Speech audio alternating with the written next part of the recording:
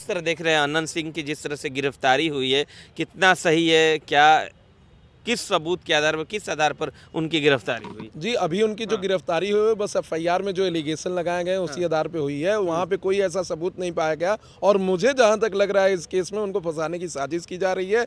कहीं से कोई ऐसा एलिगेशन नहीं है जिसमें अनंत सिंह किसी वीडियो में आए हो, किसी फोटो में आए हो, किसी ऐसे जगह पे आए हो सकता है कि अदर पार्टी जीतने के लिए जो अदर पार्टी है वो भी ऐसा कर सकते हैं या उनके खुद के पार्टी के लोग दुलार चंद यादव की हत्या करवा सकते हैं। तो अभी कुछ ऐसा नहीं आया है, लेकिन गिरफ्तारी तो इस बेसिस पे हुई क्योंकि एफआईआर उनके खिलाफ नामजद दर्ज हुआ था। पुलिस अपनी कार्रवाई कर रही थी, गिरफ्तार कर रही थी, लेकिन मुझे लग रहा है कि इस केस में उनको फॉल्सली फंसाया जा रहा है और इसका कहीं ना कहीं जो लोग विरोधी लोग लाभ लेना चाहते हैं उनको लाभ नहीं मिलेगा। अनंत सिंह को इसमें एज मिलेगा क्योंकि जनता अगर सच जान गई तो वो आपके खिलाफ भी हो सकती है, क्योंकि जो झूठ फैलाकर आप लोगों का इमोशन जीतना चाहते हैं, चुनाव जीतना चाहते हैं, वोट जीतना चाहते हैं, वो झूठ अगर सच में बदल गया कि अनंत सिंह ने ऐसा कुछ नहीं किया है तो हो सकता है कि वो झूठ आपके लिए हानिकारक हो जाए। इसमें दूसरी चीज मैं कहूंगा, उसी रोड पर जो दुलार चंद जी का गांव है, सिंगल रोड है, उस पे गाड़ी जा रही है, वीडियो दो वायरल हो गए जहां पर दुलार चंद यादव खुद ही पत्थर उठा के उनके गाड़ी पर फेंक रहे हैं। तीसरी चीज मैं कहना चाहता हूं, दुलार चंद यादव के ऊपर खुद ही 78 से ज्यादा केस है, एफआईआर दर्ज है। अनंत सिंह की वाइफ को कई बार खातून और नचनिया, गवनिया और मुस्लिम और पता नहीं क्या क्या बोलते आए हैं और अब शब्दों का प्रयोग करते आए हैं। तो कहीं ना कहीं ये जो रंजिश है आज की नहीं है, बहुत पुरानी रंजिश है और जो जिनके साथ घटना हुई है वो भी एक आपराधिक प्रवृत्ति के है। तो उनका दुश्मन कोई भी हो सकता है, मौके का फायदा कोई भी उठा सकता है। और जब आप बात करेंगे क्रिमिनलिटी की, जुरिस्प्रूडेंस की, तो इसमें ये देखिए कि जो गोली लगी है उनके घुटने के नीचे लगी है, यानी जिसको जान से मारने का इंटेंशन रहेगा वो सीने में मारेगा, सर में मारेगा, पैर के नीचे नहीं मारेगा। दूसरा चीज, उनका जो मृत्यु का कारण पोस्टमार्टम में आया है वो ये आया है कि उनके ऊपर से गाड़ी चढ़ गई है। तो जब गाड़ी किसी के ऊपर चढ़ती है, ऐसे रोड पे नॉर्मल भी किसी के चढ़ती है, तो वो मर्डर का केस नहीं लगता है और रेस नेग्लिजेंस का केस लगता है। उसका धारा अलग है, उसके प्रोविजन अलग है और उसमें सजाएं जो है वो अलग है।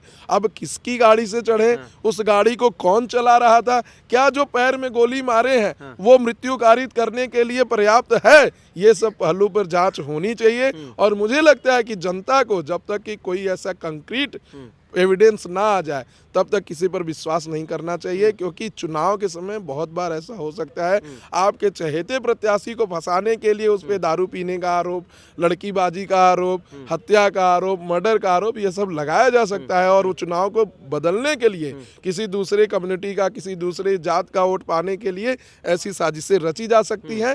तो मुझे लगता है कि अभी ये जांच का विषय है, जांच होने देना चाहिए, ना तो पुलिस पे दबाव बनाना चाहिए, ना प्रशासन पे, और ना ही न्याय व्यवस्था पे दबाव बनाना चाहिए। न्यायालय इसमें सक्षम है, जांच करेगी, रिपोर्ट देगी और अभी उन्हें 14 दिन के न्यायिक हिरासत में भेज दिया गया है। तो अब तो वो अंदर ही है, अंदर हैं, तब तक जांच होने दीजिए और कोई भी अनशन या ऐसा कुछ मत करिए जिससे कि वहाँ की जनता का पूरे राइट्स का वायलेशन हो। अच्छा, तो जैसे 14 दिन की उनको न्यायिक हिरासत में, तो क्या उसके बाद उनको जमानत मिल सकती है? जी, जमानत इस केस में मिल जाएगी क्योंकि कोई भी ऐसा कंक्रीट एविडेंस नहीं है। हालांकि वो और केस में ऑलरेडी अंदर है और उसमें वो पैरोल पे चुनाव प्रचार करने बाहर आए थे, हो सकता है कि वो पीरियड खत्म हो जाए तब उन्हें जेल में ही रहना हो, लेकिन इस केस में जमानत बड़े आराम से मिल जाएगी। कोई ऐसा बड़ा केस नहीं है क्योंकि जो मरने की, जो मृत्यु की घटना है, उस मृत्यु की घटना को जब आप देखेंगे तो उसमें पैर जो एड़ी है वहां पे गोली मारी गई है और कहीं भी मेडिकल एविडेंस ऐसा नहीं है कि एडी में गोली मारने से किसी की मृत्यु हो जाए।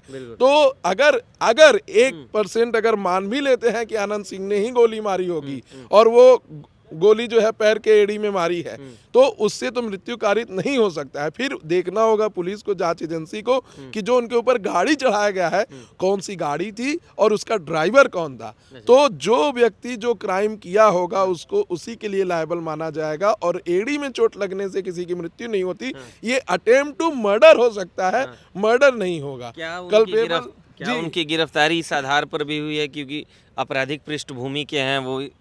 जी देखिए, सरकार पर दबाव था, एजेंसियों पर दबाव था, कहीं ना कहीं धरना प्रदर्शन की बात कही जा रही थी, इसलिए उनकर गिरफ्तारी करना बहुत जरूरी हो गया था।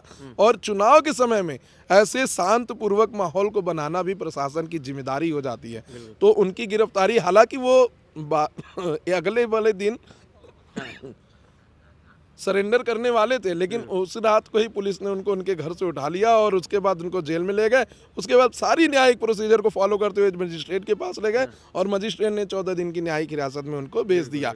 तो जमानत तो इस केस में मिल जाएगी, बहुत बड़ा केस नहीं है, लेकिन उनका जो और भी आपराधिक रिकॉर्ड है या और भी जो केसेस चल रहे हैं जिसमें पहले से वो जेल में है, उसमें वो जेल में रहेंगे। ये केस उनके लिए बहुत बड़ा नहीं है। बहुत बड़ा नहीं है। आप किस तरह देख रहे हैं जिस तरह से अनंत सिंह की गिरफ्तारी हुई है, क्या उनको जमानत मिल जाएगी? चुनाव पर इसका क्या प्रभाव पड़ेगा? देखिए उनके जो सिंपैथाइजर हैं, हाँ। समझे ना, वो बड़े पैमाने पर उनके साथ और ज़्यादा गोलमंद होंगे। बिल्कुल बिल्कुल। ठीक है। हाँ। और जो इसमें मूल रूप से समझिए कि ट्रिलॉजी चल रहा है। अच्छा ठीक है। ट्रिलॉजी हाँ ट्रिलॉजी ये घटना का ये है हाँ। कि पहले दुलार चंद यादव जी जो थे राजद के कई बार एमएलए बन हाँ, रहे ठीक। थे और मंत्री भी रह चुके थे। अच्छा ठीक नहीं, है। दुलार चंद्र यादव चुनाव हार गए थे। नहीं, इसके पहले वो एमएलए नहीं नहीं, चुनाव लड़े हैं लेकिन वो जीते नहीं है वहां से। अच्छा नहीं, आपकी तरह सज्जन नहीं रहे, लेकिन वो पॉलिटिकली राजद के पॉलिटिकल बैकग्राउंड से ये बात आप सही बोल एक्टिविस्ट रहे है। हैं। हाँ, और उनका जो था राजद को छोड़कर, हाँ, बिकॉज उनका जो यादव वर्ग में और अन्य वर्ग में जो है मुसलमानों में भी जो है अच्छी पकड़ थी, समझे ना। आप ये बताइए वकील साहब, अनंत सिंह की गिरफ्तारी सही है?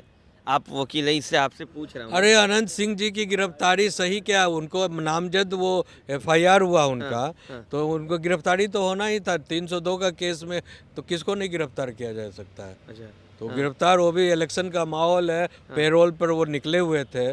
तो अब इस तरह की घटना हो गई, उसमें उनका नाम आ गया, यू नो। भले ही उन्होंने उस घटना को अंजाम दिया हो या ना दिया हो, लेकिन जब तक ये प्रूफ नहीं हो जाता इन्वेस्टिगेशन से, तो तब तक तो ये मतलब सरकार ये मान कर चलती है कि ये नामजद हुए हैं तो इनकी इन्वॉल्वमेंट हो सकती है। ठीक है ना। लेकिन अब ये इन्वेस्टिगेशन में क्लियर कट होगा कि whether this man was has fired the gun और नॉट, यू नो, कि इन्होंने जो है ये बंदूक चलवाया या खुद चलाया या नहीं चलाया, ये तो पूछताछ की है। नार्को टेस्ट भी हो सकता है इसमें, नार्को पोलोग्राफिक टेस्ट से इसमें सही बात आ सकता है कि कौन, बिकॉज देखिए माफिया जितने भी बाहुबली है भारत में, इंक्लूडिंग बिहार, उसमें उनके खिलाफ कोई भी गवाही नहीं देता है। तो इसीलिए जो है खुलकर ऑपरेशन होता है ये क्राइम का धंधा क्यों होता है, बिकॉज पुलिस भी गवाही पीछे हट जाती है और प्रॉपर इन्वेस्टिगेशन भी नहीं होता है। तो इसमें नार्को पॉलीग्राफिक टेस्ट के थ्रू एविडेंस आना चाहिए और सीबीआई इन्वेस्टिगेशन हो इसमें, और पूरा जो ढंग से जो है। बाकी जो है इसमें जो उनके जो प्रतिद्वंदी जो हैं, अब बचे सूरजभान सिंह जी की जो अर्धांगिनी है माननीय वीना जी जो हैं, वो वीना जी का भी वहाँ अच्छा रुतबा है, वो भी बहुत सारे वोट पर उनका कब्जा है, वो मेंबर ऑफ पार्लियामेंट रह चुकी हैं, समझे ना। तो ये टफ इलेक्शन हो गया वहाँ का। अब हाँ, बहुत बड़े उनके जेल जाने से टफ हो गया। नहीं, उनके जेल जाने नहीं भी जाते फिर भी ये टफ इसलिए था कि सूरजभान सिंह जो हैं वो भी माने हुए माफिया हैं, समझे ना। वो अनंत सिंह से कम नहीं है कहीं से भी, समझे।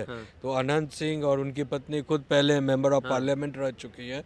तो ये टसल जो है ये बड़े मतलब तगड़ा टसल होने जा रहा है, और मुझे लगता है कि एज मिल सकता है उनको।